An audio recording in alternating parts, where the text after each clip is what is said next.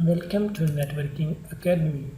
In this academy, we learn all the networking courses and their certification detail.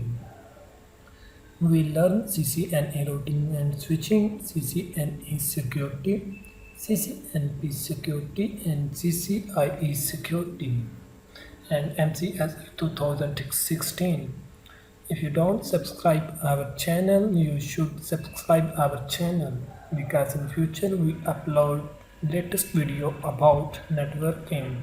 Advantages of VLAN, जिसे virtual local area network भी कहते हैं। एक तो broadcast control होगा, क्योंकि एक VLAN का ब्रॉडकास्ट दूसरी VLAN में फॉरवर्ड नहीं होगा।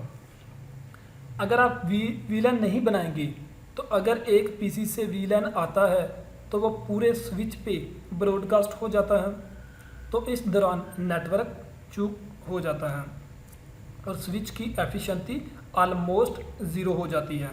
और दूसरा इसका जो एडवांटेज है वो है सिक्योरिटी, क्योंकि जब एक VLAN दूसरी VLAN से कम्युनिकेट ही नहीं करेगी तो इसकी सिक्योरिटी तो इंक्रीज़ होगी ना।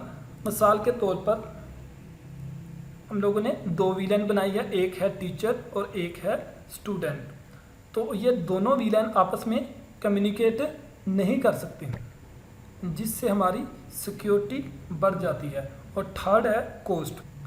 अगर आपको हर डिपार्टमेंट के लिए एक अलग से स्विच और राउटर ख़रीदना पड़े, एक तो इससे नेटवर्क बहुत ज़्यादा बड़ा हो जाएगा और दूसरा इसे मैनेज करना भी बहुत मुश्किल हो जाएगा, क्योंकि इसे मैनेज करने के लिए बहुत सारे एम्प्लॉयज़ रिक्वायर होंगे, जिससे आपकी कंपनी का यानी एक्सपेंसेस बढ़। लेकिन VLAN बनाने का फ़ायदा ये हुआ कि एक ही स्विच में रहते हुए आपने लॉजिकली इस स्विच को ब्रेक कर लिया, यानी एक वर्चुअल नेटवर्क बना दिए।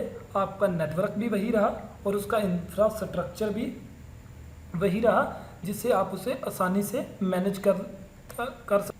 और अगर हम फिज़िकली देखें तो आपके पास वही डिवाइस, वही सबनेट और वही डिपार्टमेंट और वही इंफ्रास्ट्रक्चर यूज़ हुआ जो आप पहले यूज़ कर रहे थे।